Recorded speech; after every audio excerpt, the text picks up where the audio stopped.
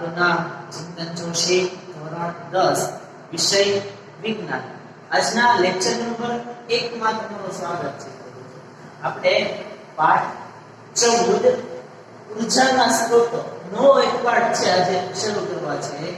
જે રહ્યા છે જે પાઠ છે, પાઠ નંબર 14 ઉર્જાના સ્ત્રોતો. વિદ્યાર્થી મિત્રો, આપણે આપણી જે રોજિંદી ક્રિયાઓ છે કે રોજબરોજના જીવન વિશે વાત કરીએ તેમાં આપણે ક્યાંક ને ક્યાંક ઉર્જા શબ્દ છે એ સાંભળીએ છીએ, ઉર્જાના સ્ત્રોતો વિશે છે એ સાંભળીએ છીએ. આપણે જોઈએ છે કે આપણું જીવન છે અને જીવન જરૂરિયાત વસ્તુઓ છે તો એ ઉર્જાના સ્ત્રોતો કે ઉર્જા દ્વારા છે એ જોડાયેલો છે. આપણને એને ઉપયોગ કરવાની આદત છે એ પડી ગઈ છે. આપણે વિદ્યુત ઉર્જા છે લઈએ, પ્રકાશ ઉર્જા છે એ લઈએ, પછી બળતણ સ્વરૂપે જે બળતણ ઉર્જા છે એ વાપરીએ છીએ. તો એ વિવિધ ઉર્જાઓનો ઉપયોગ છે આપણે આપણા રોજિંદા જીવનમાં આપણા જે કંઈ પણ કાર્ય છે એ કાર્યને સરળ કરવા માટે, કાર્યને સરળ બનાવવા માટે આપણે ઉર્જાઓનો ઉપયોગ છે કરીએ છીએ. પછી કોઈ પણ સ્વરૂપે છે એ હોઈ શકે, વિદ્યુત ઉર્જા છે, પ્રકાશ ઉર્જા છે, ઉષ્મા ઉર્જા છે, આપણા શરીરની અંદર રહેલી સ્નાયુ ઉર્જા છે, જેનો ઉપયોગ છે આપણે કરીએ છીએ. તો વિદ્યાર્થી મિત્રો, આપણે આ બધી ઉર્જાઓનો ઉપયોગ તો છે કરીએ છીએ, પણ એના જે સ્ત્રોત છે એ ક્યાં ગણવા કે ભાઈ આ બધી જે ઉર્જા છે, ઉર્જા આપણને કઈ રીતે પ્રાપ્ત છે થાય છે, ઉર્જા છે એ કેવી કોને, ઉર્જા સંરક્ષણનો નિયમ, આ બધી વસ્તુ તમે શીખીને છે એ આવ્યા છો. એટલે એ જે ઉર્જાના સ્ત્રોતો છે જેને આપણે પરંપરાગત ઉર્જાના સ્ત્રોતો કે બિન પરંપરાગત ઉર્જાના સ્ત્રોતો છે કહીએ છીએ, એના વિશે આપણે આ પાઠની અંદર ઉર્જાના સ્ત્રોતોની અંદર અભ્યાસ છે એ કરવાનો છે. આપણે આપણી જે રોજિંદી ઘટનાઓ છે, રોજિંદા જીવનમાં સાંકળતી ઘટનાઓ છે કે આપણા કામ માટે, આપણા ઉપયોગ માટે છે આપણે ઉર્જાનો કે ઉર્જાના સ્ત્રોતોનો ઉપયોગ છે એ કરીએ છીએ. જેમ કે લાઈટ માટે આપણા ઘરે છે તો વિદ્યુત ઉર્જા કે પ્રકાશ ઉર્જાનો ઉપયોગ છે થાય છે. મીણબત્તી સળગાવીએ, પ્રકાશ ઉર્જા છે થાય છે. રસોઈ બનાવીએ, રાસાયણિક ઉર્જાનું રૂપાંતર છે એ આપણને જોવા મળે છે. રસોઈ બનાવવા માટે આપણે જો ગામડું કે એવું કઈ વસ્તુ હોય, જંગલમાં રહેતો હોય તો લાકડાનો ઉપયોગ છે કરતા. પહેલાના સમયમાં કોલસા, લાકડા, ચૂલો છે વાપરતા હતા. આપણે અત્યારે જોઈએ છીએ તો ઘરે એલપીજી, સીએનજી જેવી બોટલ્સ છે એ આવી ગઈ છે, ગેસના બાટલા છે આવી ગયા છે, જેમાં આપણે બળતણ ઉર્જાનો ઉપયોગ છે કરીએ છીએ. પછી તમે ફરવા ક્યાંક જઈએ તો આપણે રસ્તામાં પવન ચક્કીઓ છે જોઈએ છે, જેમાંથી પવન ઉર્જા છે એ મેળવાય છે. વિદ્યુત સ્ટેશન, વિદ્યુત પ્લાન્ટેશન છે જો છે, થર્મલ પાવર સ્ટેશન જેને આપણે જે કહીએ છીએ, થર્મલ પાવર સ્ટેશન છે જો છો, સમુદ્રની ઉર્જા, સૌર ઉર્જા, આવી વગેરે ઉર્જાઓનો ઉપયોગ છે આપણે કરીએ છીએ. તો જોઈએ કે ભાઈ ખરેખર એ ઉર્જા છે શું અને ઉર્જા સંરક્ષણનો નિયમ. આપણે સામાન્ય વસ્તુથી શરૂઆત છે કરીએ. આપણો પહેલો સવાલ છે એ લઈએ આજે કે ભાઈ ઉર્જા એટલે શું અને ઉર્જા સંરક્ષણનો નિયમ લખો. આવા સામાન્ય સવાલથી છે આપણે શરૂઆત છે કે ભાઈ ઉર્જા છે એ કોને કહેવાય છે અને એનો ઉર્જા સંરક્ષણનો નિયમ છે એ લખો. આપણી ભાષામાં આપણે કહેવું તો આપણે એવું કહી શકીએ કે કોઈ પણ વસ્તુ છે એની કાર્ય કરવાની જે ક્ષમતા છે એને આપણે ઉર્જા તરીકે છે એ લઈ શકીએ છીએ. આપણે એને કહીએ કે ભાઈ કાર્ય કરવાની ક્ષમતાને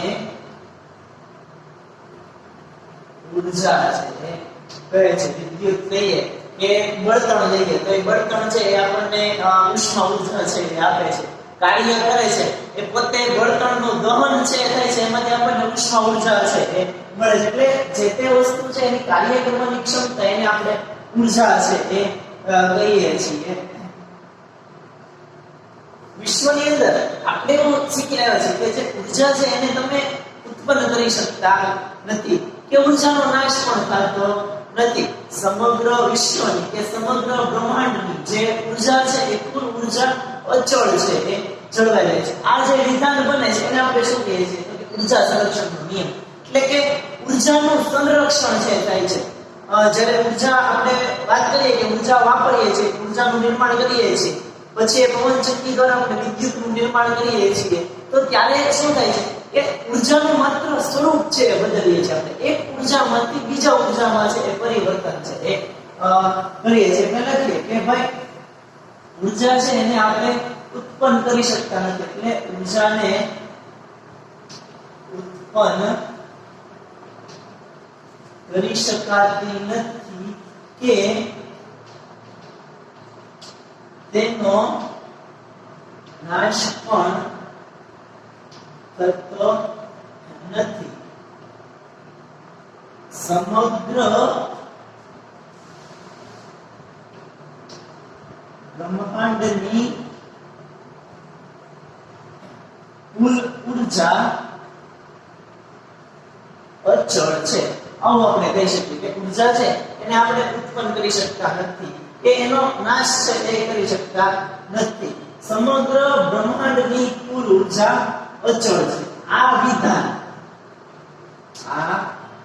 વિધાનને શેનો નિયમ તો કે ઉર્જા સંરક્ષણનો નિયમ કહે છે. ઉર્જા સંરક્ષણનો નિયમ કહે છે. તો ઉર્જાનો નાશ થતો નથી કે ઉર્જાનો ઉત્પન્ન છે કરે નથી, છતાં આપણે ઉર્જાનો ઉપયોગ તો છે કરીએ છીએ. ત્યારે શું થાય છે આપણે જે એક ઉર્જા છે એનો સ્વરૂપને છે બદલાય છે. ઉર્જાનું માત્ર સ્વરૂપ છે બદલાય છે. એક ઉર્જામાંથી બીજી ઉર્જામાં રૂપાંતર છે થાય છે. વિદ્યુત ઉર્જા છે તો વિદ્યુત ઉર્જામાંથી પ્રકાશ ઉર્જા, બળતણ છે તો દહન ઉર્જામાંથી ઉષ્મા ઉર્જાને છે આપણે અલગ સ્વરૂપે છે એ વાપરીએ છીએ. જુદી જુદી રાસાયણિક ઉર્જાઓ છે એનો ઉપયોગ છે આપણે કરીએ છીએ. એટલે આપણે એવું કહી શકીએ કે ભાઈ માત્ર ઉર્જાનું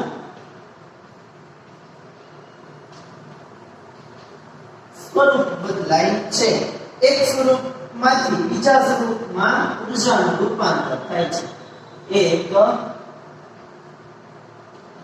સ્વરૂપમાંથી બીજા સ્વરૂપમાં ઉર્જાનું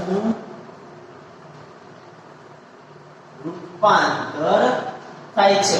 સ્થિતિ ઉર્જા, એમાંથી ગતિ ઉર્જા છે આવે છે. કોઈ વસ્તુ છે એ આપણે વિદ્યુત છે તો એનું પ્રકાશ ઉર્જામાં રૂપાંતર થાય છે. સ્નાયુ ઉર્જાને છે આપણે શારીરિક ઉર્જામાં રૂપાંતર છે કરીએ છીએ. સમુદ્રની જે ઉર્જાઓ છે એ ભરતી ઉર્જા કે વોલ્ટ, તો એનો આપણે સમુદ્રના પાણીનો ઉપયોગ વિદ્યુત મેળવવા માટે છે કરીએ છીએ. એટલે ત્યાં પણ શું થાય છે માત્ર ઉર્જા છે એનું સ્વરૂપ છે બદલાય છે. એક સ્વરૂપમાંથી બીજા સ્વરૂપમાં ઉર્જા છે એ ફેરફાર છે કરે છે. ત્યાં આપણે ઉર્જાનો નાશ થતો નથી કે આપણે ઉર્જાને ઉત્પન્ન કરી શકતા નથી. સમગ્ર બ્રહ્માંડની કુલ ઉર્જા છે એ અચળ જળવાઈ રહે છે. જેને શું કહેવાય છે ઉર્જા સંરક્ષણનો નિયમ છે એ કહે છે. તો વિદ્યાર્થી મિત્રો આપણે એવું કીધું કે આપણે વિવિધ પ્રકારની ઉર્જાનો ઉપયોગ છે કરીએ છીએ. પછી બળતણ માટે કોઈ પદાર્થ વાપરીએ છીએ, વિદ્યુત મેળવવા માટે કોઈ પદાર્થ છે વાપરીએ છીએ, દહન કરવા માટે કોઈ પદાર્થનો ઉપયોગ છે કરીએ છીએ. આપણે જોઈએ સ્કૂટર, વાહન કે ટ્રેન ચલાવી છે તો એના માટે આપણે કંઈક ને કંઈક ઉર્જા રૂપે છે પદાર્થ પેટ્રોલ, કેરોસીન એનો ઉપયોગ છે કરીએ છીએ. એનું દહન થાય એટલે વાહન છે એ ચાલે છે. પ્રકાશ ઉર્જા છે એ મેળવે છે. પવન ચક્કી દ્વારા આપણે પવન ઉર્જામાંથી વિદ્યુત ઉર્જા છે એ મેળવી શકીએ છીએ. તો આપણે આવી વિવિધ પ્રકારની ઉર્જાનો ઉપયોગ છે કરીએ છીએ. તો એ ઉર્જા મેળવવા માટેના મુખ્ય સ્ત્રોત છે એ કોને ગણવા? જેમ કે આપણે વાત કરીએ કે ભાઈ પેટ્રોલિયમ પેદાશો છે જે પેટ્રોલ, ડીઝલ, કેરોસીન એનો આપણે ઉપયોગ કરીએ છીએ. તો એ આપણને પેટ્રોલિયમ પેદાશો, અશ્મિ બળતણ જે કોલસા અને એની વાત કરીએ છીએ જે બળતણ સ્વરૂપે છે આપણને મળે છે, જેમાંથી આપણે ઉષ્મા ઉર્જા છે એ મેળવીએ છીએ. તો એ અશ્મિ બળતણ છે આપણે મેળવીએ છીએ. તો એમાં આપણે વિચારીએ છીએ અને આવું સમજીએ છીએ કે એ ઉર્જાના સ્ત્રોત ક્યાં ક્યાં છે કે જેમાંથી આપણને ઉર્જા છે એ મળી શકે. તો એ ઉર્જાના સ્ત્રોતને આપણે કેટલા પ્રકારમાં છે એ વહેંચી શકીએ છીએ. તમે આવું ભણીને આવ્યા હશો કે ભાઈ કેટલી ઉર્જા છે તો એ પુનઃ પ્રાપ્ય હશે કે જેને તમે ફરીથી ઉપયોગમાં છે લઈ શકો છો. અખૂટ છે, અચળ છે, જે ક્યારેય નાશ ખાલી થઈ શકે એવી શક્યતા છે નહીં. કેટલીક ઉર્જાના સ્ત્રોતો છે તો એ પુનઃ અપ્રાપ્ય ઉર્જાના સ્ત્રોતો છે. એવા ઉર્જાના સ્ત્રોતો કે જે આવનારા સમયમાં કે નજીકના ભવિષ્યમાં છે એ ખાલી થઈ જવાની શક્યતા છે, જેનો આપણને વિવેકપૂર્ણ ઉપયોગ કરવાની સલાહ છે આપવામાં આવેલી છે. તો જોઈએ વિદ્યાર્થી મિત્રો કે ભાઈ એવા ઉર્જાના સ્ત્રોત છે એ ક્યાં ક્યાં છે. ઉર્જાના સ્ત્રોત વિશે વાત કરીએ તો મુખ્યત્વે 4 પ્રકારના સ્ત્રોત છે ઉર્જાના પાડવામાં આવેલા છે. પહેલું છે પરંપરાગત સ્ત્રોત, પછી છે બિન પરંપરાગત સ્ત્રોત,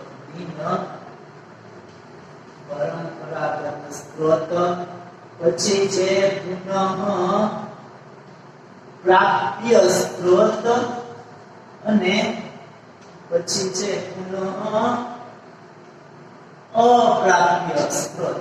આવા 4 પ્રકાર છે ઉર્જાના સ્ત્રોતના છે એ પાડેલા છે.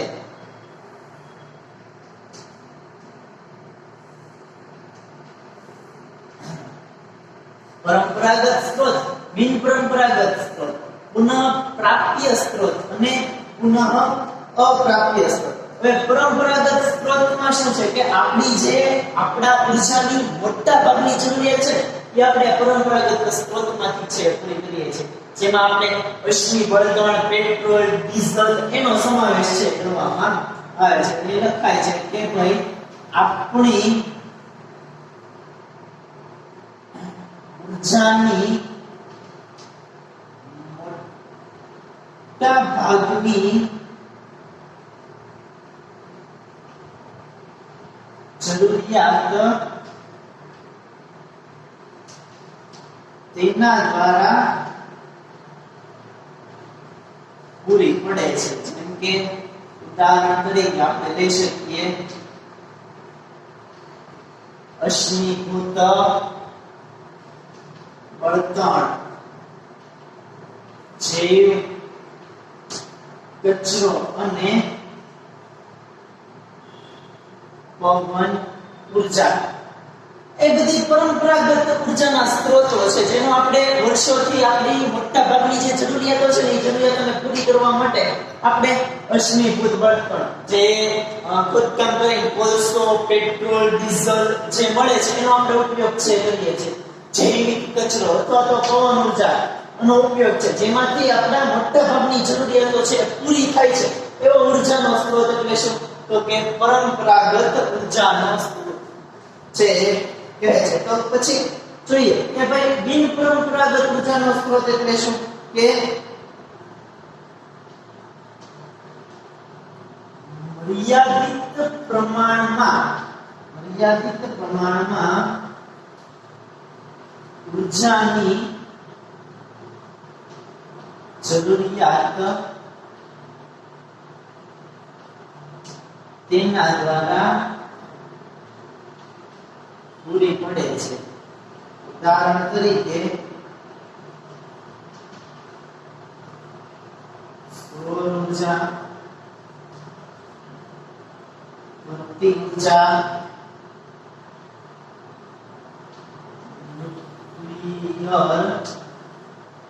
ઉર્જા વગેરે જેવી ઉર્જા છે ને આ જે સ્ત્રોત છે એને તમે બિન પરંપરાગત સ્ત્રોત કહી શકો છો, જેનો મર્યાદિત પ્રમાણમાં ઉર્જાની જરૂરિયાત દ્વારા છે.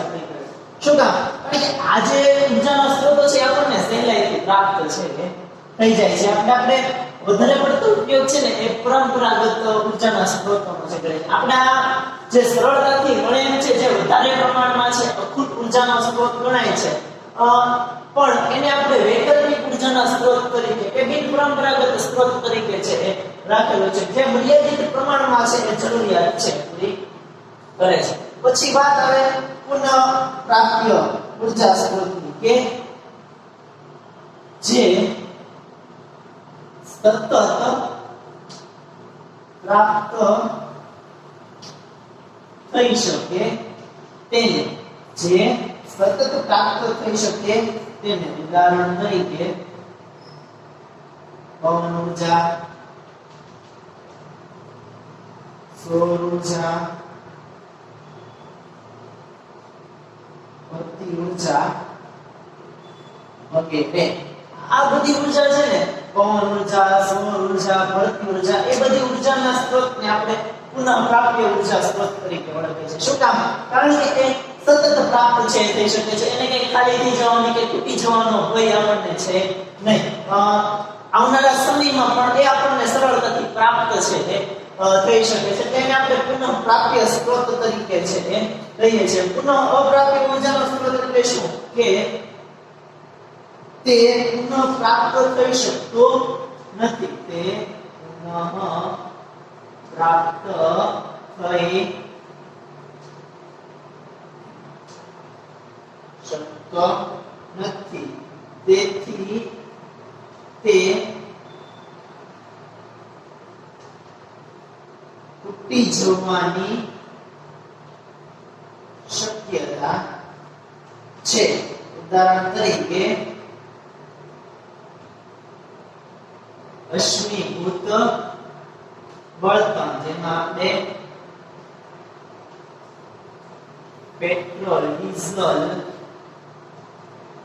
કેરોસીનનો ઉપયોગ છે એ કરીએ છીએ. એટલે આપણે આમાં 4 ઉર્જાના સ્ત્રોત છે જોઈએ છે: પરંપરાગત, બિન પરંપરાગત, પુનઃપ્રાપ્ય અને પુનઃઅપ્રાપ્ય. પરંપરાગત ઉર્જા સ્ત્રોત કે જેનો આપણે વધારે પડતો ઉપયોગ છે એ કરીએ છીએ. આપણા જીવનની મોટાભાગની જરૂરિયાત છે એ પરંપરાગત ઉર્જાના સ્ત્રોત દ્વારા પૂરી છે એ થાય છે, જેમાં અશ્મિભૂત બળતણ, જૈવ કચરો, પવન ઉર્જાનો સમાવેશ થાય છે. બિન પરંપરાગત સ્ત્રોત ક્યાં છે? તો કે જે મર્યાદિત પ્રમાણમાં ઉર્જાની જરૂરિયાત છે એ પૂરી પાડતા હોય: સૌર ઉર્જા, પૃથ્વી ઉર્જા, ન્યુક્લિયર ઉર્જા. પછી પુનઃપ્રાપ્ય આવે, પુનઃઅપ્રાપ્ય. પુનઃપ્રાપ્ય એટલે તમે જે ઉર્જાને ફરીથી છે મેળવી શકો છો, સતત એક ધારો આ સ્ત્રોતમાંથી, પુનઃપ્રાપ્ય સ્ત્રોતમાંથી ઉર્જા છે એ મેળવી શકો, જેમ કે પવન ઉર્જા, સૌર ઉર્જા, પૃથ્વી ઉર્જા. પુનઃઅપ્રાપ્ય ઉર્જાના સ્ત્રોત એટલે જો તમે એ ઉર્જાના સ્ત્રોતનો વિવેકપૂર્ણ ઉપયોગ નહીં કરો તો બની શકે કે આવનારા સમયમાં એ ખૂટી જવાની શક્યતા છે. તમે એને પાછી છે પુનઃપ્રાપ્ત કરી શકતા નથી. એવી જે ઉર્જાના સ્ત્રોત છે એને પુનઃઅપ્રાપ્ય ઉર્જાના સ્ત્રોત કહે છે, જેમાં અશ્મિભૂત બળતણનો સમાવેશ થાય છે. જે આપણે અત્યારે પેટ્રોલ, ડીઝલ અને અશ્મિભૂત બળતણનો વધારે પડતો ઉપયોગ છે એ કરીએ છીએ. ઉષ્મા મેળવવા માટે આપણે જે બળતણ ઉર્જા વાપરીએ છીએ, અશ્મિભૂત બળતણ, જે પેટ્રોલ, ડીઝલ છે, જે જમીનમાં દટાયેલા પદાર્થોમાંથી આપણને છે પ્રાપ્ત થાય છે અશ્મિ સ્વરૂપે, એ બધા પુનઃઅપ્રાપ્ય ઉર્જાના સ્ત્રોતમાં છે એ આવે છે. તો આવા ઉર્જાના સ્ત્રોતની વિદ્યાર્થી મિત્રો આપણે ઉર્જાના સ્ત્રોતની વાત કરી કે પરંપરાગત, બિન પરંપરાગત, પુનઃપ્રાપ્ય અને પુનઃઅપ્રાપ્ય છે. ઉર્જાના સ્ત્રોતોની વાત કરીએ તો આપણા મનમાં તરત પ્રશ્ન થાય કે ભાઈ આ જે ઉર્જાના સ્ત્રોતો છે એમાંથી સૌથી ઉત્તમ ઉર્જાનો સ્ત્રોત છે આપણે કોને ગણવો, અથવા તો એવી કઈ ઉર્જા ગણાય આપણા માટે ઉર્જાનો સ્ત્રોત કે સૌથી ઉત્તમ? હવે સૌથી ઉત્તમ ઉર્જાનો સ્ત્રોત આપણી ભાષામાં આપણે કેવું હોય તો આપણે કોને કહી શકીએ કે ભાઈ એવી ઉર્જા જે આપણને સરળતાથી પ્રાપ્ત થઈ જતી હોય, જેનાથી છે એ વાતાવરણને નુકસાન છે ઓછું થતું. એટલે ટૂંકમાં આપણે કહી શકીએ કે પ્રદૂષણ છે એ ઓછું છે એ ફેલાતું હોય, સરળતાથી કે સહેલાઈથી છે એ આપણને પ્રાપ્ત થઈ જતી હોય, કાર્ય છે પૂરતા પ્રમાણમાં કરતો હોય. આપણે જે વાપરવું છે, જે ઉર્જાનો યુઝ કરવો છે, દાખલા તરીકે બળતણ ઉર્જા વાપરવી છે, તો પૂરતા પ્રમાણમાં જે બળતણનો આપણે ઉપયોગ કરીએ છીએ એનું પૂરતા પ્રમાણમાં દહન છે થવું જોઈએ, ધુમાડો છે ઉત્પન્ન ન થતો હોવો જોઈએ, પ્રદૂષણ ફેલાવતું ન હોવું જોઈએ. આવા ઉર્જાના સ્ત્રોતો હોય તો એને આપણે ઉત્તમ ઉર્જા સ્ત્રોત છે કહી શકીએ. કિંમતમાં સસ્તું હોય, સરળતાથી આપણને છે એ મળી જતું હોય, સરળતાથી તમે એક જગ્યાએથી બીજી જગ્યાએ એને હેરફેર છે એ કરી શકતા હો, તો આવા ઉર્જાના સ્ત્રોતને આપણે ઉત્તમ ઉર્જાનો સ્ત્રોત છે એ કહીએ છીએ. તો આપણે જોવાનું છે કે ભાઈ ઉર્જાના ઉત્તમ સ્ત્રોત છે એ કયો છે. ઉર્જાનો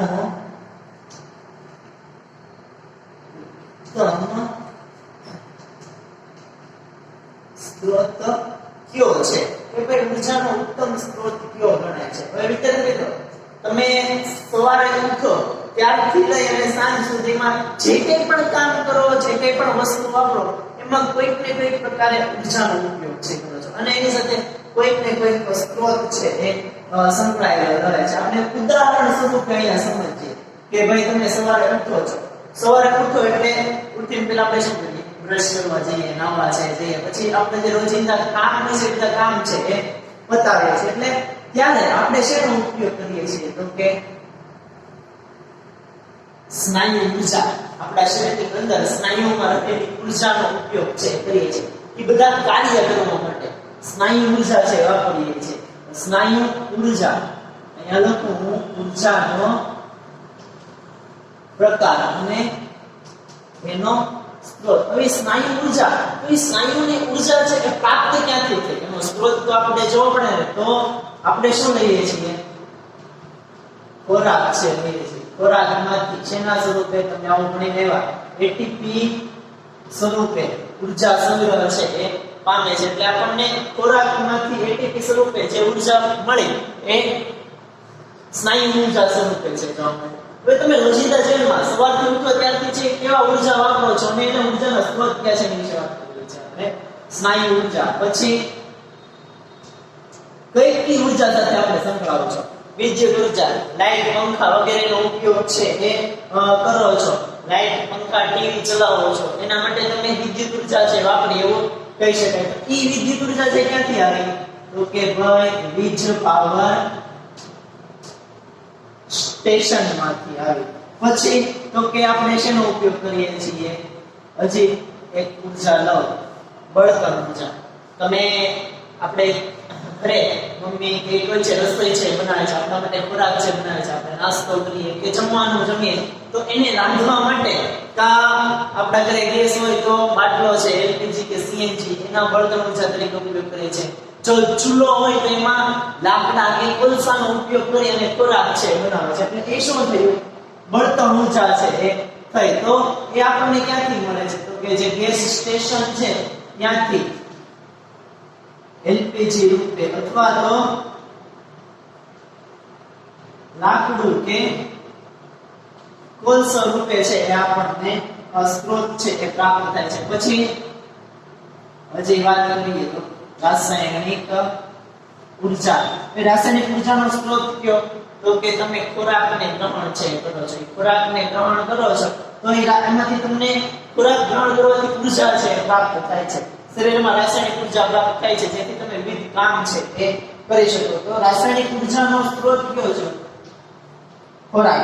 તમે ભોજન છે બનાવો છો, નાસ્તો છે બનાવો છો, તો એના માટે રાસાયણિક ઊર્જા છે વાપરવામાં આવે છે. એટલે આપણે આપણા રોજિંદા જીવનમાં આવી ઊર્જાઓ છે એનો ઉપયોગ છે એ કરીએ છીએ કે સ્નાયુ ઊર્જા, વિદ્યુત ઊર્જા, બળતણ ઊર્જા, રાસાયણિક ઊર્જા. અને આ બધાને આપણે એ ઊર્જાના સ્ત્રોત છે કહીએ છીએ કે કારણ કે આમાંથી આ ઊર્જાઓ આપણને પ્રાપ્ત થાય છે. એટલે આપણે જોવાનું છે કે આપણે જે આગળ ચારે ચાર ઊર્જાના સ્ત્રોતોની વાત કરી, તો એવો ઊર્જાનો સ્ત્રોત કોને ગણવો કે જેને આપણે શ્રેષ્ઠ ઊર્જાનો ઉત્તમ સ્ત્રોત કહી શકીએ કે કેવી ઊર્જા છે એ?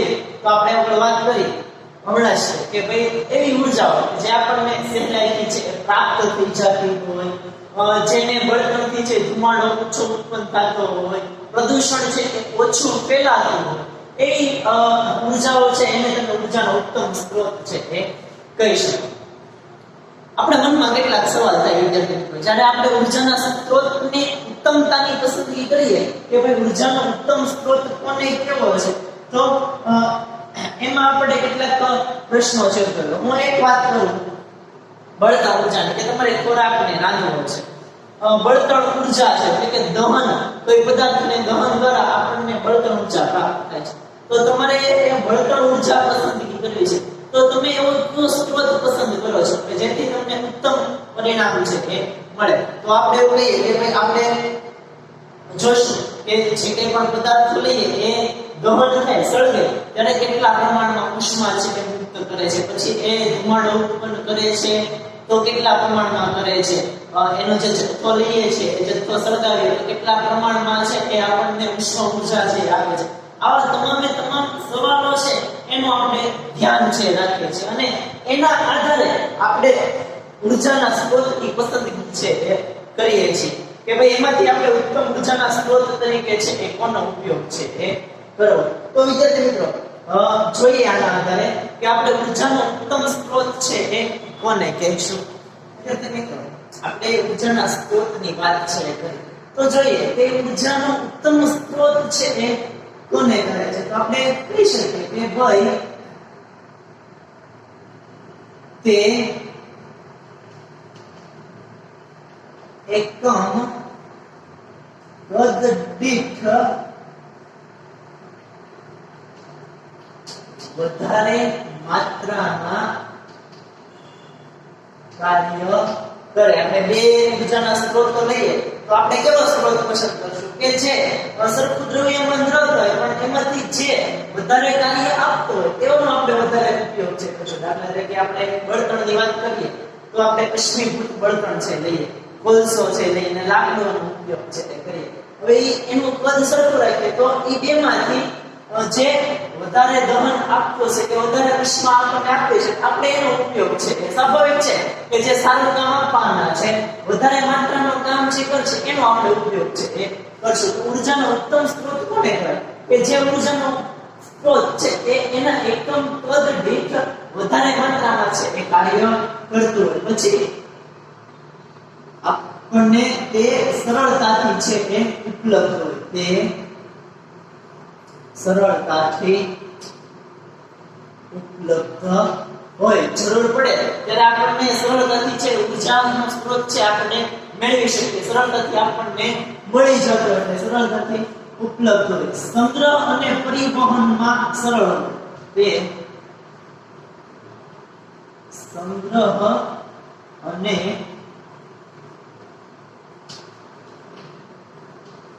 પરિવહનમાં સરળ.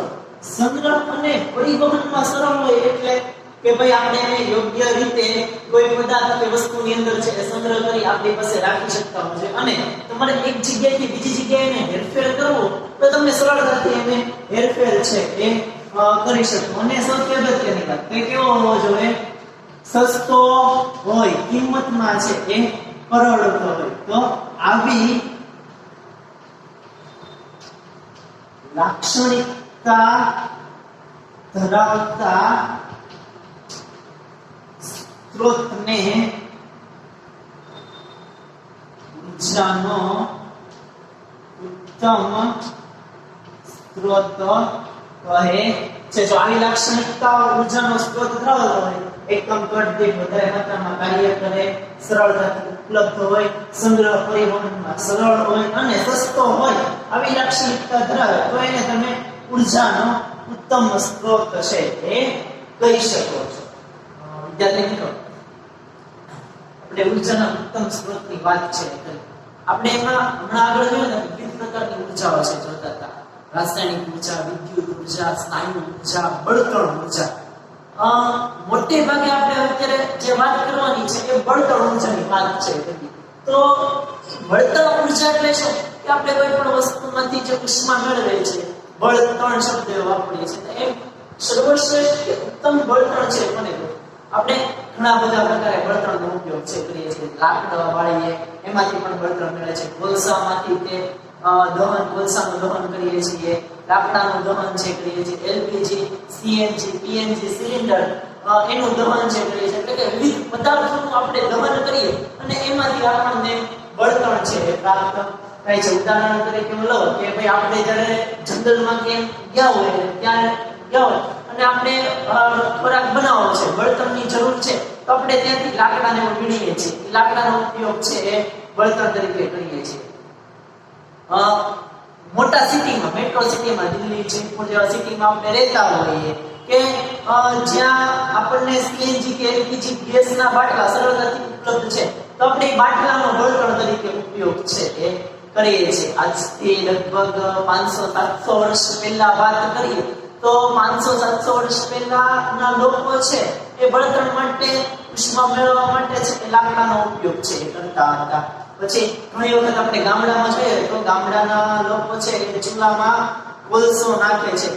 તમે જે પેલી આગગાડી, રેલગાડી છે એ આવતી એમાં જે એન્જિન હતું તો એમાં તમે જોયું હશે કે એન્જિનમાં તે કોલસાનો ઉપયોગ છે એ કરવામાં આવતો. પેટ્રોલ ડીઝલના સ્થાને બળતણ તરીકે એ કોલસાનો ઉપયોગ છે થતો. પછી આવા વિવિધ વાહનો ચલાવવા છે તો એ વાહનોમાં બળતણ તેલ તરીકે આપણે પેટ્રોલ ડીઝલનો ઉપયોગ છે કરીએ છીએ.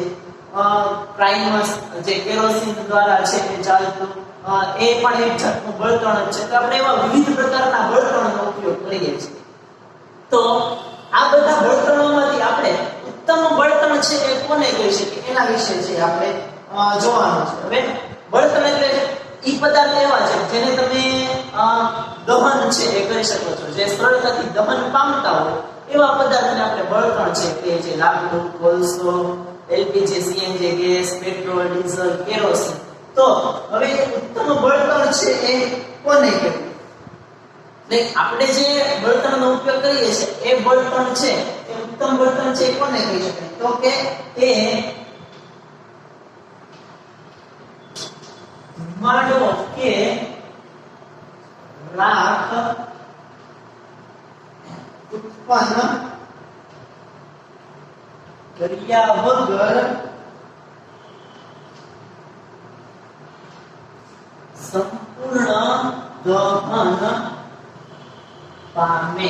શું કીધું કે ઉત્તમ બળતણનો પહેલી લાક્ષણિકતા શું છે કે તમે જે બળતણનો ઉપયોગ કરો એ બળતણ ધુમાડો કે રાખ છે એ ઉત્પન્ન કર્યા વગર સંપૂર્ણ દહન છે પામતું હોય. આપણે ઉત્તમ બળતણ જ છે પસંદ છે કરવાના કે જેમાંથી ધુમાડો કે રાખ ઉત્પન્ન થતી ન હોય અને એ ઉત્પન્ન થયા વગર સંપૂર્ણપણે દહન છે એ પામે. પછી તો કે ઓછી માત્રામાં દહન દરમિયાન ઓછી માત્રામાં દહન દરમિયાન વધારે ઉષ્મા ઓછી માત્રામાં દહન દરમિયાન વધારે ઉષ્મા ઉત્પન્ન કરે. તમે બળતણનો ઉપયોગ કરો પણ એ ઓછી માત્રામાં છે તમને વધારે કાર્ય કરીને છે એ આપવું છે. આપણે અહીંયા આગળ ઉર્જાના સ્ત્રોતમાં જ કીધું કે એ વધારે માત્રામાં કાર્ય છે તે એટલે કે ઓછી માત્રામાં દહન થાય, જથ્થો છે ઓછો થાય પણ આપણને વધારે ઉષ્મા છે ઉત્પન્ન કરીને આપતો. પછી આમાં આગળ વાત કરીએ કે સરળતાથી પ્રાપ્ત હોય અને સસ્તું સરળતાથી પ્રાપ્ત થઈ જતું હોય બળતણ અને સસ્તું હોય એવા જ બળતણનો આપણે ઉપયોગ છે એ કરીએ છીએ. એ સિવાય મુખ્ય વાત કે તે પ્રદૂષણ ન કરતું હોય તેમજ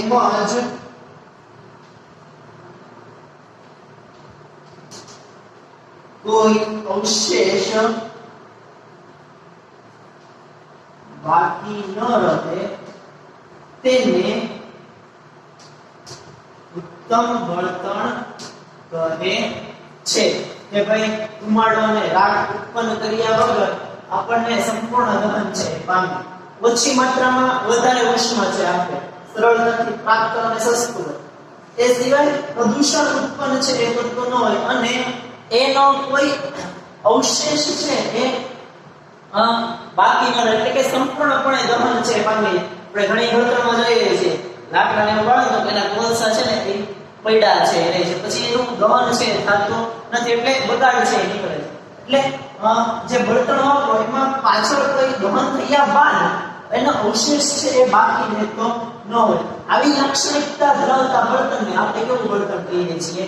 ઉત્તમ બળતણ છે એ કહીએ છીએ. તો આ હતા ઉર્જાના ઉત્તમ સ્ત્રોતની લાક્ષણિકતા અને આ હતી ઉત્તમ બળતણની લાક્ષણિકતા.